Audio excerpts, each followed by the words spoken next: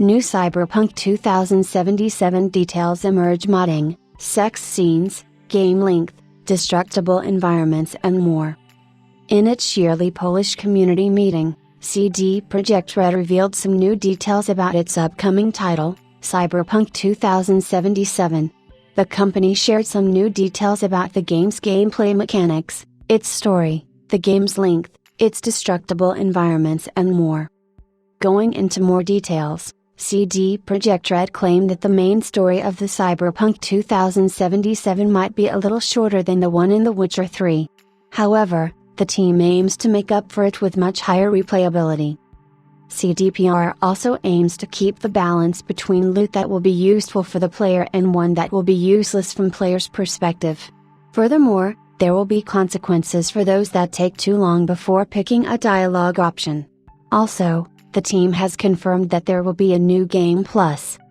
CDPR aims to add car physics that will be better than those of other open-world games, like GTA.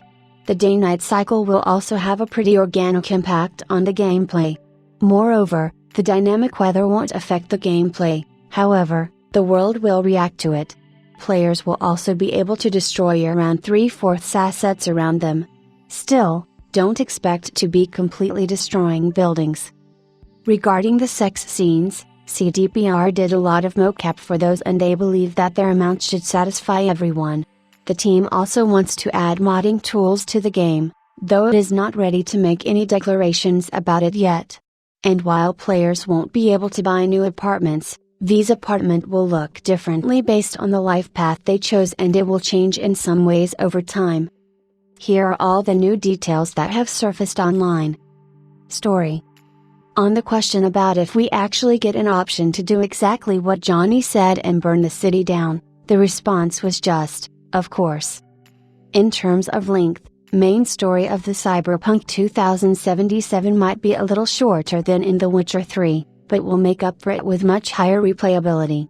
However, at the same time they still didn't measure the length of the entire game with all the encounters and smaller quests accounted for, only the main story and major side quests. About the useless loot, they are aiming to keep the balance between loot that will be useful for the player and one that will be useless from player's perspective. The reason why they are keeping loot that's useless for the player is that even if it's useless for them, it's still something that was useful for the characters in the game and it wouldn't be logical for all the NPCs to carry only stuff that is beneficial for the player. In other words, their goal is to utilize that useless stuff as a way to expand the world building of the game by including, as a part of the loot, things that make sense for the location we are exploring or enemies we fight, even if it's something that we, as a player, may disregard simply as a junk. Hopefully my explanation wasn't too confusing. About the option to continue to play the game after the ending, the response was that they found a really cool way to do it, but it's something for the players to see. They definitely want for the people to enjoy their game as long as possible. While most of the times waiting for too long before picking a dialogue option will only result in the person that you are having a conversation with throwing some annoyed comments at you, as I saw in the gameplay. In some situations, like during conversation with Royce and Dum Dum from the previous demo, doing that will have consequences. About side quests, The Witcher 3 quest structure was compared to a single line, with a bunch of branches sticking out of it, which sometimes go back to that single line. In Cyberpunk 2077 those branches grow more branches, which then often tie around each other. That means, if I understood Paul's explanation correctly, that side quests that we decide to do will often evolve into more side quests and those quests will have an impact on other quests, as well as the main storyline, to a much greater extent than they did in The Witcher 3. Thanks to all those branches it will be hard to find one playthrough, which will be exactly the same. Gameplay. The question was if the access to certain locations will be blocked based on the choices we made. Like for example in the second act of The Witcher 2, most locations should be still available for us to visit, no matter what choices we'll make, but our choices might determine to what extent we get to explore those places. Some locations however won't be available outside of certain paths. About car customization, they know this is a pretty often requested feature, but they are asking for a little more patience before they will say anything about it. Sounds like they do have some plans for something like that. While we won't be able to buy new apartments, these apartments will look differently based on the life path we chose, and it will change in some ways over time. They also included certain mechanics tied to V's apartment, which will allow us to express the personality of our V through it, but it's something that they want for the players to discover on their own. About health regeneration, we will be able to restore our health using consumables like food and the drug inhaler.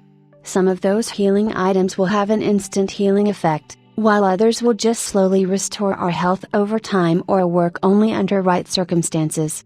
There is also a cyberware, which will provide us with health regeneration, however it will take a spot that could be used for a more useful piece of cyberware. They are aiming to make the car physics, while not on the simulator level, definitely more realistic than in something like GTA. Day-night cycle have a pretty organic impact on the gameplay. During quests some places might be less or more guarded based on the time of day, or in the night you may find some guards already sleeping, making it easier for you to sneak in. Some story scenes might also change depending on the time of day they are taking place in. About difficulty settings, while they would want to include as many differences as possible between each difficulty level beyond just stronger, tougher enemies, due to the huge scope of the game, it might be pretty difficult, so they can't promise anything. Reaching the borders of the playable world will work the same way as in The Witcher 3, so you're informed about getting close to it and then game will forcefully turn you back. Police won't intervene when they see you committing some smaller crimes, like for example beating up some random dude on the street, because they treat it as just an everyday occurrence in Night City. But if they see you committing more extreme crimes, like pulling a gun out and shooting bystanders or driving through them with your car, they will absolutely try to fry your ass. Dynamic weather won't affect the gameplay, but the world will react to it. For example, in the rain some people will pull out their umbrellas, while the ones who don't have those will look for a place to hide from the rain. Player will be able to craft pretty much any usable item, with exception of clothes and cyberware. However, it will be possible to craft different modifications for those, which will allow modification of their stats and of the way they look. Core racing minigame is not going to be just a traditional car racing, they will also add some kind of extra cyberpunk touch to it, which should allow us to really test the speed limits of our cars. Regarding the question about the ability to own some kind of cyberport in the game, the answer was that they know something about it, but they simply won't tell. I don't think it was referencing Flathead, since they talked about it in another response. Speaking of Flathead, it's going to be just one of the tools on techies' disposal and will be useful in specific situations. About how destructible the environment is, we will be able to destroy around assets around us, but of course we won't be able to go as far as utterly destroying an entire district. Their goal is to make every playstyle equally valid and to not favorize one over another. Animations. They prepared a unique set of animations for every major character in the game, for things like movement, conversations and combat. One simple thing that wasn't simple at all was such a crucial feature like skipping cutscenes and dialogues. Since the game doesn't have a traditional cutscenes like Witcher 3 did, they couldn't just leap through the scenes like in their previous game, without taking the player out of experience. In fact, they developed around 10 different prototypes just for that feature, but ultimately they found a really cool solution they seem to be satisfied with, but again, it's something that they wish for players to experience for the first time on their own.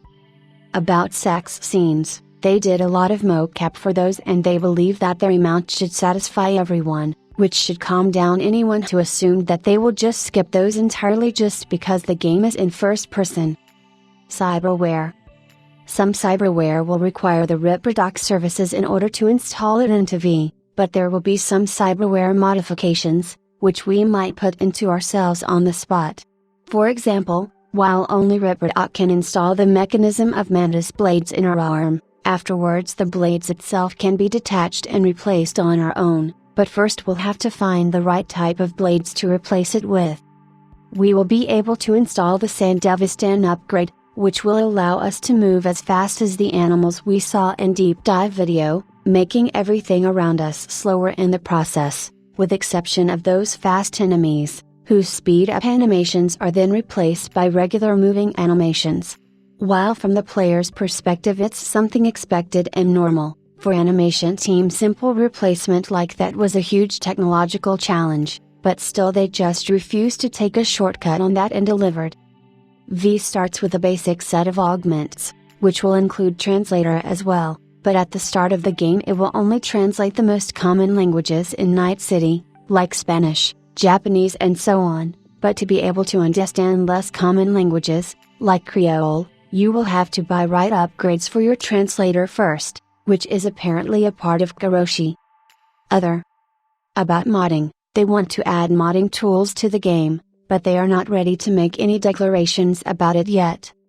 Regarding the old version of Chippin' and being included in the game or on the soundtrack in some form, their answer was for us to wait and see, and that they are aiming to make as many people happy as possible. Also, it's been said that they are going to say more about games music in general very soon. The diversity of NPCs' character models will be certainly much greater than in The Witcher 3 and they made an insane amount of them, however there is still a possibility that, due to the memory limitations, they might not be able to put all the unique models they made in the game and might be forced to make some compromises, but they work hard to ensure a distinctive look for as many NPCs as possible without completely tanking the game's performance.